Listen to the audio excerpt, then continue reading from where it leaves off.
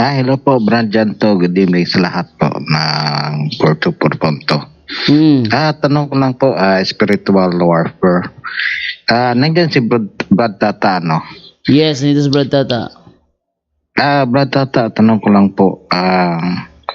Sa, correct me if I'm wrong, no?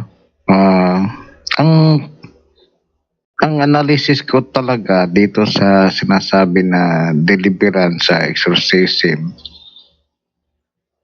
ang layunin ba nito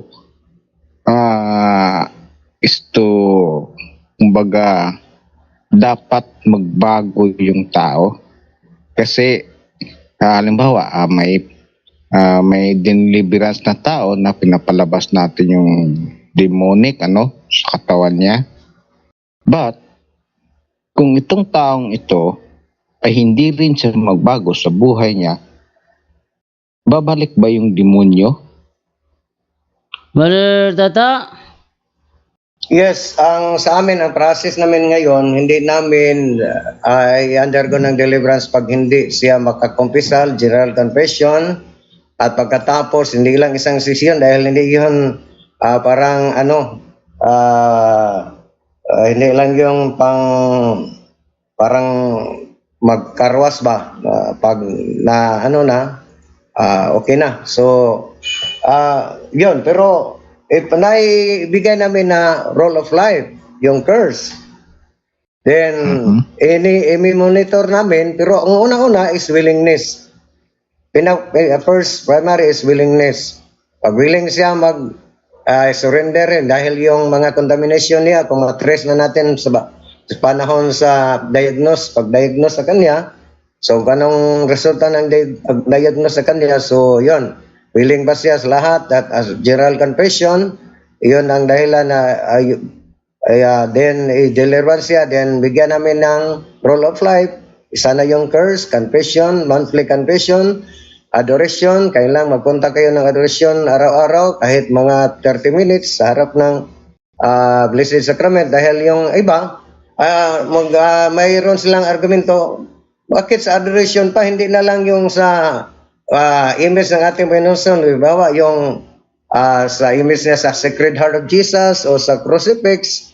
So yung mga image is look alike ni Jesus, but yung Blessed Sacrament, si Jesus mismo yon. Yung Blessed Sacrament.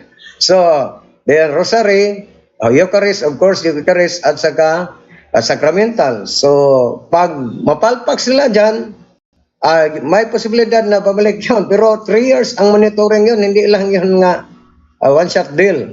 3 years ang monitoring. Pag kailangan nga i-follow nila, sundin nila yung binigay natin na role of life. Dahil yung mga kapatid natin sa ibang yung mga magpunta ng albularyo, kung ano ang payo sa kanilang albularyo, kung ano ang ipagawa ng albularyo, ay sila ay sundin nila diba? Pero tayo na magbigay ng anong dapat sundin nila, yung role of life, ay para sa kanila, baliwala lang sa kanila. So, may posibilidad na babalik yun. Brother, 3 years ang monitoring yun, hindi yun one shot din lang. Kasi may nakita kasi ako sa mga paliwanag din ni Father Siquia, yung nandoon sa Malacanang, nagdeliverance doon sa Malacanang. Narinig ko ito lang yung pagkaunawa ko sa mga sinasabi niya, kasi in-interview kasi siya, na ang pag-deliverance ay parang confession din yan, na kung nag-confess ka, siyempre, bibigyan ka ng absolution. Ngayon, pag hindi mo sinunod yun, babalik at babalik din yung kasalanan mo. Ngayon, katulad din daw niya ng pag pinalayas yung demonic sa'yo, sa katawan ng isang tao, tapos ikaw mismo, hindi ka magbabago sa sarili mo, maghihikayat daw yun ng iba pang demonyo, marami na silang papasok sa'yo. Yun ang paliwanag niya. Totoo naman yon. Pag hindi kayo magbago, hindi kayo magbago, ibig sabihin hindi mo sundin yung role of life. So, ibaliwala lang. Pero kang isang poses, hindi yun basta-basta lalabas ang daming na-experience namin ni Brother Rendell, yung isa sa mga parokya dito na pagsaklolo yung Parispes dahil yung mga ano niya, Maria niya, tatlo, possess. So, yung nag-ongoing na kami sa deliverance, grabe, ang sumisigaw at bigla lang tumawa at tatawa. So, ibig sabihin, may hold siya. So, kuminto kami at tinanong namin ang ama at ina, sino ang may anting-anting dyan o habak, pakisurrender dahil yung tumatawa ang kanilang anak. So, ibig sabihin, may hold ang demonyo. So, matagal pang inamin ng ama na mayroon pala siyang habak o anting-anting. So, surrender niya at kinumpisal ni Father. So, hindi yon nalabas yung demonyo pag may hold ang demonyo. Lalo na yung pamembro ng pamilya, mayroon pang mga anting-anting. Yun na dahilan na kailangan i-surrender ang lahat ng mga anting-anting. Yun, ang proper faith, proper disposal morality at state of grace. Your willingness o na, pero kung na ano na niyan, undergo na dahil willing siya na magpa-undergo ng deliverance, then bigyan natin ng rule of life. Kailangan sundin niya, pero hindi niya masunod, may pagkakataon na hindi siya nagbago, so babalik siya sa mga kasalanan, so posible. Babalik sa kanya, mas grabe pa. So ang ibig sabihin, pag tawag dito, yung pag diagnose mo sa isang tao, tapos na-realize mo na parang hindi ito magbago ng kanyang pag-uugali or hindi siya magbago ng kanyang bisyo, nandoon pa yung mga kabit niya na hindi niya maiwasan. So, mabuti na lang na wag na lang siyang i-deliverance kung hindi niya kaya iwan yon. Roger, dahil ang pinaka-importante yung willingness. Halimbawa, dahil ang Diyos mismo hindi niya pakialaman ang free will ng isang tao. Kung tingnan natin ang mayroong 3 redemptive mission natin Panginoon, unang-una ang exorcism. Yan dahilan na palaging sumusunod ang daming mga tao sa kanya dahil sa exorcism.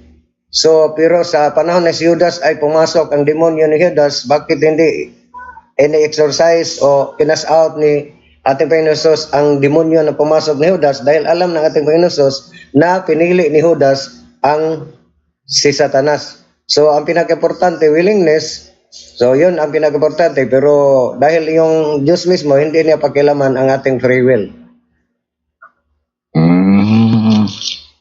Ganun pala. Ibig pala sabihin, yung willingness mo talaga na kung gusto mong makas out yung mga demonic sa iyong katawan, talagang willing ka na i-cast out yun. At saka, babalik, kumbaga, tawag dito yung magbagong buhay ka talaga pag na-cast out na yun. Parang ganon ang itinuturo ng deliverance na bagong buhay. Roger Rendat, yun dahilan na ang curse, kailangan confession, monthly confession, dahil kung magkasala kayo, di undergo na naman tayo ng confession.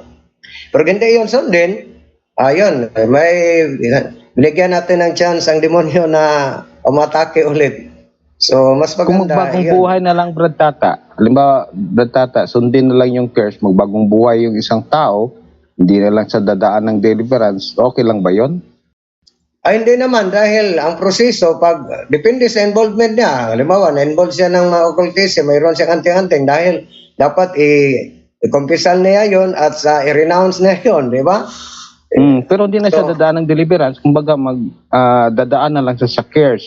So, sundin niya na lang yung mga payo ni Bro Angel na para magkaroon siya ng sanctifying grace. Hindi na lang siya dadaan ng deliverance. Pwede ba yon? Pwede naman, pero kadalasan, brother, yung mga na-involved sa mga occultism, positive na, contaminated sila, positive na magre-react yun. Pero hindi yun matatanggal. Hindi Dapat talaga dadaan ng deliverance. dapat, ang dami nang ni-surrender na nila yung mga paraphernalia nila, yung mga kahit anong mga anting-anting nila, occultism, at nagkumpisal na po sila. Yun ang preparation para ma-undergo po kayo. Pero kahit na na-surrender nila, nakakumpisal na po sila, Pero may pagkakataon magre-react pa rin.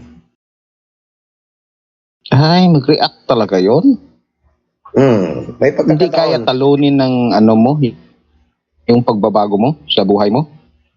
Depende, dahil yung ibang magkumpisal, para lang ginawa nilang requirements, hindi yun matuturing nating perfect conversion. Yung ginawa, katulad yung ginawa ng ni Dimas, isang tulisan, di ba? Yun ang matuturing nating perfect dahil yung inaangkin niya, sincerity inaamin niya yung kasalanan niya at dapat siya parusahan dahil siya makasalanan. At sabi niya, ano ba yung sa Tagalog, Brother Dindo, hinumdumi ako. Ano yung Alalahanin mo ako. Alalahanin mo ako. Pag maghari na po kayo. So, yung swerte si Dimas, dahil yung sarap niya, kinumpisalan niya, actual judgment, ang ating Panginoon Sus. So, yun, depende sa taong nagkukumpisal. Dahil may mga magkumpisal na para lang requirements, nakakumpisal lang, kahit yung sa tusi, kahit lang yung mga magre-renew ng mga luminister, isas requirements nila bago sila ma-install na naman para maging luminister, kumpisal pero ang alos lang, medyo majority siguro dyan, parang ano na lang ba, requirements na lang para makarenew, pero ang pinaka-importante, yung perfect, yung ibig mong sabihin, yung sincerity na na pagkumpisal, yung Roger, sincerity Ronda. talaga na tagos sa puso talaga, isa Roger, yun na masasabi natin kayang labanan kahit hindi dadaan ng deliverance, yung sincerity ng isang tao. Siguro dahil yung halimbawa may mga tao nga magiling magkumpisal dahil takot sila sa karma. Yung magkumpisal po ako basin og magabaan ko sa Bisaya, basin magabaan ko. Imperfect 'yun. Imperfect. Halimbawa kung walang karma, hindi na lang kayo magkumpisal. So ang perfect yung makig-reconcile po kayo sa Panginoong Diyos dahil mahal mo ang Diyos mismo. Yun ang perfect, yung may tuturing na. Yun ang ginawa ni Dimas. Yun ang dahilan na si Dimas, siya po ang patron o patron sa lahat ng mga bilanggo. So sa lahat ng gagawin mo, sincere ka talaga at saka parang na i-orient mo talaga yung sa sarili mo na tatanggapin mo na nagsisi ka talaga sa kasalanan mo dahil nasaktan mo yung Panginoon. Parang ganon ang sistema ng sincerity ng confession. Roger Rondat, katulad yung ginawa ni sa prodigal son, di ba? Katulad yung ginawa ng prodigal son. Nakapasok na Brother Wendell. Na naman. Okay na yan, Brad Tata. Okay na yon. Maraming salamat po, Brad Jando.